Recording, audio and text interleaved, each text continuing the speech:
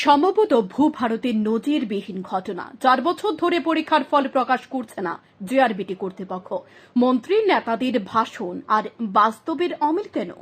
Group C প্রার্থীরা চাকুরি করছেন, অথচ গ্রুপ ডি পরীক্ষার্থীদের এখনো ফলই প্রকাশ করা হয়নি।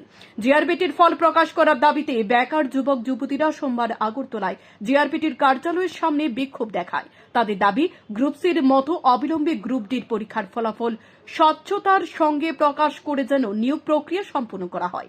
তারা এ বিষয়ে রাজ্যের মুখ্যমন্ত্রী ডক্টর মানিক সাহার দৃষ্টি আকর্ষণ করেন।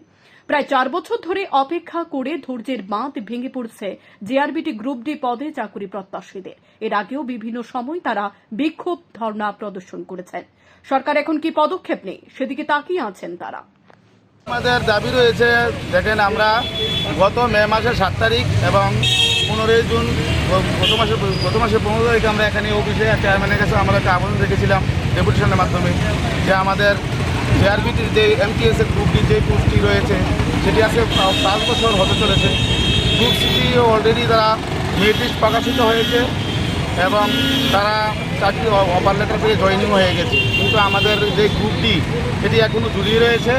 আমাদের দাবি, আমরা তো 2বার ডেপুটেশন প্রদান করেছি, এই মাসের মধ্যে যাতে আমাদের যে মেরিট লিস্ট সেটা যাতে পাবলিশ করা হয় সরকারের কাছে। আমাদের সকলের দাবি, যদি আজকের মধ্যে রেজাল্ট প্রদান না করা হয়, প্রকাশিত না করা হয়, তো তারা এখানে ধর্নায় বসবে। এটাই আমাদের সরকারের ইলেকশনের অনেক দরকার হয়েছে। কতদিন হয়েছে? এটা প্রায় 2020-তে চলে, এটা শুধু এইগুলো প্রসেসিং প্রায় 5 বছরের হয়ে গেছে। এটা টোটাল কতজন রয়েছেন আপনারা যারা? আমরা এখানে আজকে প্রায় 70-80 জনের মতো এখানে এসেছি। এমনিতে আপনাদের কতজন হয়েছেন? আমরা 2500 পোস্ট আমরা কোয়ালিফাই হয়েছি, মুভিক এবং বাইবা প্রায় 12,000-এর মতো কোয়ালিফাই হয়েছি। এখানে টোটাল পোস্ট হয়েছে 2500।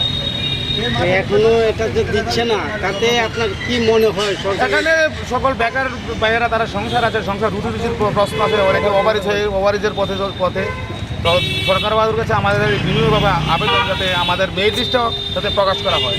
কারণ আপনাদের জানা, আমাদের মনে হয় এই মাসে, সামনের মাসে আমাদের পঞ্চায়েতের ইলেকশন হবে, তো এমসিসি কোড চালু হয়ে গেলে তো আর দিতে পারবে না। তো আমাদের দাবি যাতে আমাদের মেরিট লিস্টটা এই মাসে প্রকাশ করা হয়, সেটা আমাদের দাবি।